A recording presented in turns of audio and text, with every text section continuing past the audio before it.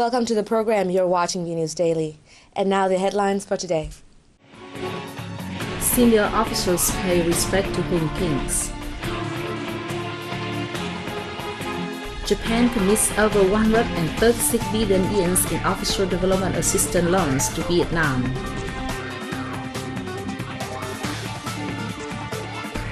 ASEAN finance ministers reach agreement to boost regional financial integration.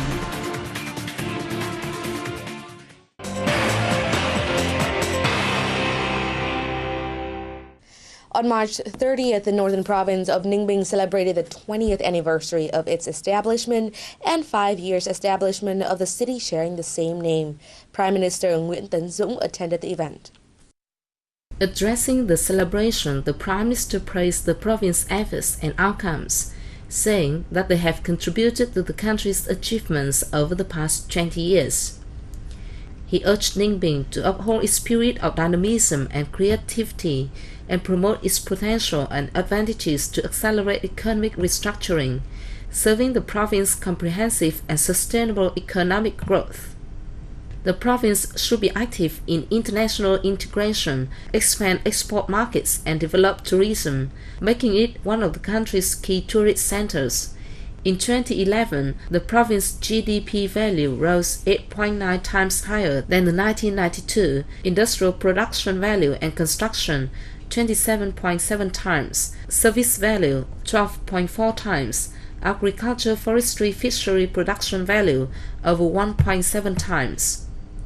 Later the same day, Prime Minister Dũng visited the Ninh Bình nitrogenous fertilizer plant at the Khánh Phú Industrial Zone, Yên Khánh district, which welcomed its first ton of fertilizer. The plant, a key project of the Vietnam National Chemical Group and the Ministry of Industry and Trade, began construction in 2008. It has a total investment of $660 million and an annual capacity of 560,000 tons of urea fertilizer.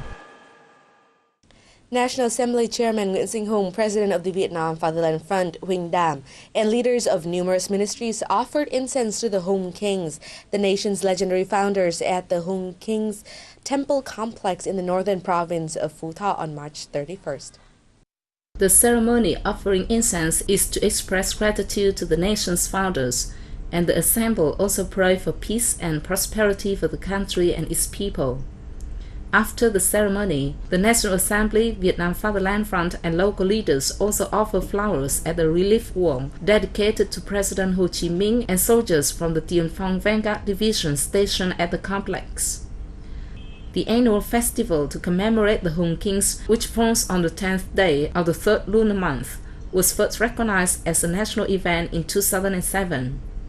Also on March 30th, another ceremony to offer incense to the HÍNH Kings was held in the National Culture and History Park in the Ho Chi Minh City District 9 in the presence of Politburo member and Secretary of the Ho Chi Minh City Party's Committee Lê Thanh Hải and Chairman of the Ho Chi Minh City People's Committee Lê Hoàng Quân.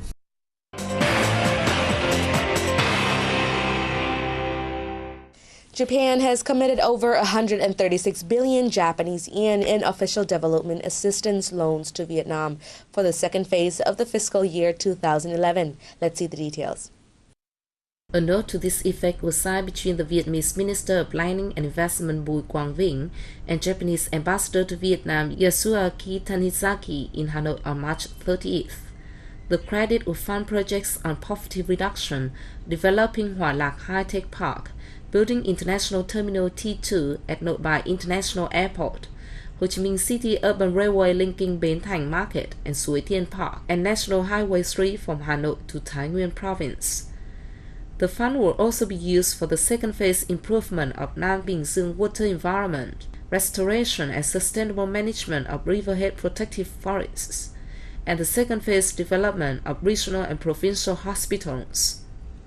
Minister Vinh said, the ODA provided by the Japanese government has stepped up the development of Vietnam's socio-economic infrastructure, promoting economic growth, poverty reduction, and environmental protection in the country. Tanizaki said he believes Vietnam will use this ODA source effectively.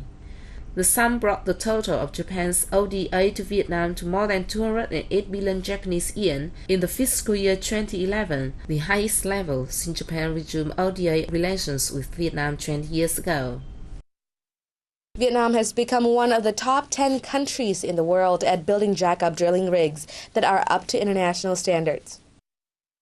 A ceremony to transfer the Tam Dao 3 rig to owners, Viet Sov Petro, was held on March the 30th at the Petro-Vietnam Marine Shipyard in the southern city of Vung Tau. With a 145-metre jacket, the Tam Dao 3 is able to drill wells up to a depth of 6,100 metres. As a project of national importance, the construction of the rig has been recognised by the Vietnam Shipping Registration Agency and the American Bureau of Shipping. Following this success, which marks a milestone for maritime construction in Vietnam, Viet Sov Petro have placed another order with the yard for a second jack-up drilling rig. The company will also build a drilling barge able to drill up to 10,000 metres, ordered by the Petro-Vietnam Drilling and Well Services Corporation. A ceremony to officially announce Hạ Long Bay as one of the world's 7 new wonders of nature will be held in Hanoi on April 27th and in northern coastal Quảng Ninh province on May 1st. The Ministry of Culture, Sports and Tourism told a press conference in Hanoi on March 30th that the new 7 Wonders Foundation will bring 2 stelas with the name of Hạ Long Bay to the event to be installed in Hanoi and Quảng Ninh province. The ceremony will be attended by the ambassadors of 6 countries who are the owners of the world's other 6 new wonders of nature. Hạ Long Bay in northern Quảng Ninh province has been recognized twice as a UNESCO World Natural Heritage Site, notable for its breathtaking landscape and geographical values. The 1,553 square meter bay is dotted with 1,969 islands, which collectively offer an exquisite example of karst formation in tropical and humid conditions. The long evolution and erosion of the bay has produced pyramid-shaped karst towers that gave the bay its unique beauty. Additionally, one distinctive feature of Hạ Long Bay is its abundant cave system formed between 11,000 to 2 million years ago.